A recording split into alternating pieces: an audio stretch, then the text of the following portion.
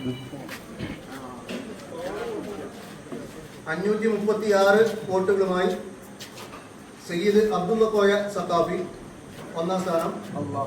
520 വോട്ടുകളുമായി അബ്ദുൽ മജീദ് ഹാജി കോട്ടിയേരി 2. 495 വോട്ടുകളുമായി Saleem Musliyar Kottiyeri. 495 vote Imbichi Muhammad Elambilassery. 494 vote Abdul Razak Haji മൈക്കാട്ട്.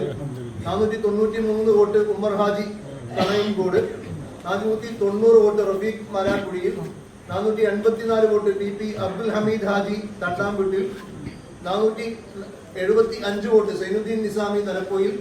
473 വോട്ടുമായി ആലിമോൻ കൊടക്കല്ലിൽ. 471 വോട്ടുമായി ഇ പി ആലി ഹാജി.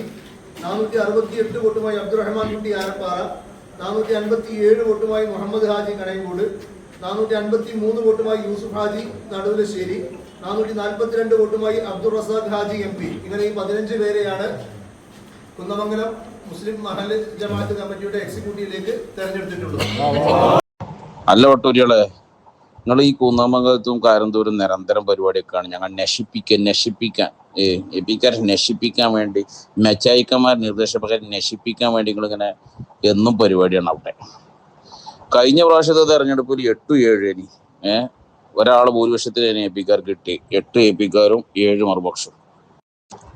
ഇപ്രാവശ്യത്തെ 15 എ പിക്കാർക്ക് തന്നെ കിട്ടി. നിങ്ങൾ എന്ത് നശിപ്പിക്കലാണ് നശിപ്പിച്ചേ മനസ്സിലാണില്ല. വട്ടൂരികളെ, നിങ്ങൾ എന്ത് നശിപ്പിക്കലാണ് കുന്നമംഗലത്ത് പോയാണ് നിങ്ങൾ നശിപ്പിച്ചത്? നിങ്ങളെ മെച്ചായിക്കന്മാരെ, കാലഘട്ടത്തിന്റെ കാലം പോയിട്ട് തന്നെ മെച്ചായിക്കന്മാരെ ഇങ്ങനെയൊക്കെ ആണെങ്കിൽ നിങ്ങൾ നല്ലോണം നശിപ്പിക്കണം. ഇങ്ങനെയാണെങ്കിൽ എല്ലാ മഹല്ലത്തിലും പോയിട്ട് നിങ്ങൾ എന്ത് ചെയ്യണം? നശിപ്പിച്ച് ഈ കോലത്തിൽ ഇല്ലാതാക്കണം നിങ്ങൾ.